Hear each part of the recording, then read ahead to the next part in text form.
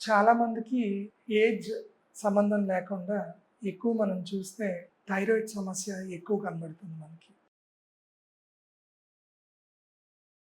ఈ థైరాయిడ్ అన్నది ఒక మెటబాలిక్ డిజార్డర్, ఒక ఎండోక్రైన్ డిజార్డర్.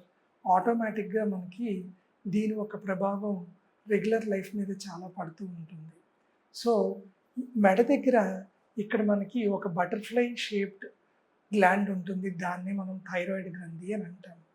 ఎప్పుడైతే శరీరంలో ఈ థైరాయిడ్ హార్మోను అన్నది సమతుల్యత అది ఉండదో మీకు లక్షణాలు దాని తగ్గట్టు వస్తాయి. సో యూజువల్గా ఈ థైరాయిడ్ హార్మోన్ది మనం బ్లడ్ లెవెల్లో మనం చూస్తే T3, T4, TSH లెవెల్స్ మనకి నార్మల్గా ఎలివేటెడ్ అన్న దాన్ని బట్టి ఇది ఏ రకమైన థైరాయిడ్ అని మనము నిర్ధారించవచ్చు.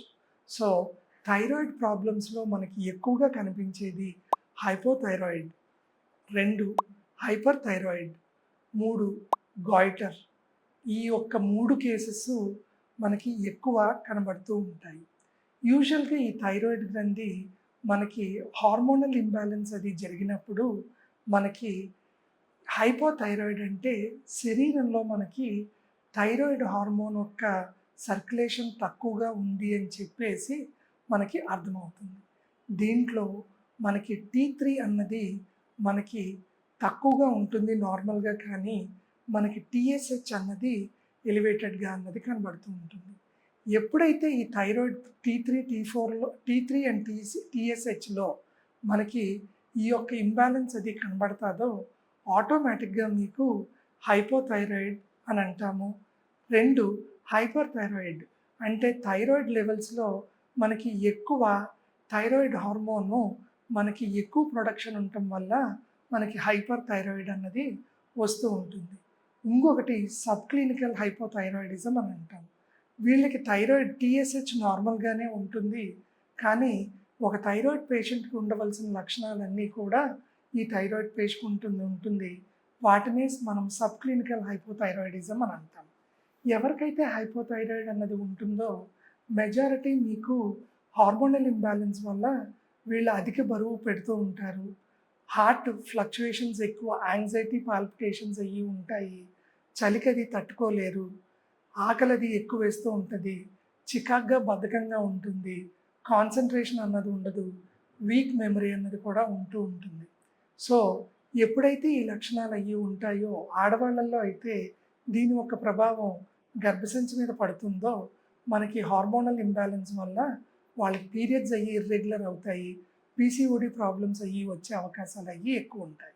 సో ఇంగ్లీష్ మెడిసిన్స్లో థైరాయిడ్కి హైపోథైరాయిడ్కి మీకు ఎల్ట్రాక్సిన్ అని చెప్పేసి 12.5 దగ్గర నుంచి 150 mcg వరకు చాలామంది ఇర్రెస్పెక్టివ్ ఆఫ్ ఏజ్ వాడుతూ ఉంటారు. ఒకసారి మొదలుపెట్టిన తర్వాత జీవితాంతం మందు వేసుకుంటూనే ఉండాలి. కానీ మనకి doctor care homeopathy constitutional treatment ద్వారా మనకి హైపోథైరాయిడ్కి శాశ్వత పరిష్కారం ఉంది. జీవితాంతం మందులు అయ్యి వాడక్కర్లేదు, సైడ్ ఎఫెక్ట్స్ అయ్యి ఉండవు, కాంప్లికేషన్స్ అయ్యి రాకుండా కేసు బట్టి హైపోథైరాయిడ్కి మనకి శాశ్వత పరిష్కారం అది లభిస్తుంది. సో కంపల్సరీగా థైరాయిడ్ నుంచి విముక్తి పొందాలి అంటే డాక్టర్ కేర్ హోమియోపతికి కాల్ చేసి దాని నుంచి మీరు ఉపశమనం పొందండి. అలాగే హైపర్ థైరాయిడ్ అది ఉన్నప్పుడు కూడా లైఫ్ లాంగ్ మెడికేషన్స్ అయ్యి వేసుకుంటూ ఉంటారు. దీంట్లో కంటిన్యూస్గా బరువు తగ్గిపోతూ ఉంటారు. మనకి గ్యాస్ట్రిక్ డిస్టర్బెన్సెస్ అయ్యి ఉంటూ ఉంటాయి. ఫ్రీక్వెంట్గా వాష్రూమ్కి అది వెళ్ళవలసి వస్తూ ఉంటుంది. బాడీ అంతా డ్రైగా అవుతూ ఉంటుంది. తర్వాత మీకు యాంగ్జైటీ పాల్పిటేషన్స్ కూడా ఎక్కువ అవుతూ ఉంటాయి. ఈ లక్షణాలు ఉన్నా కూడా అలోపతిలో సైడ్ ఎఫెక్ట్స్ అయ్యి వస్తూ లైఫ్ లాంగ్ మెడికేషన్ అది ఉండాలి. డాక్టర్ కేర్ హోమియోపతిలో కాన్స్టిట్యూషనల్ ట్రీట్మెంట్ ద్వారా మనకి శాశ్వత పరిష్కారం అది లభిస్తుంది.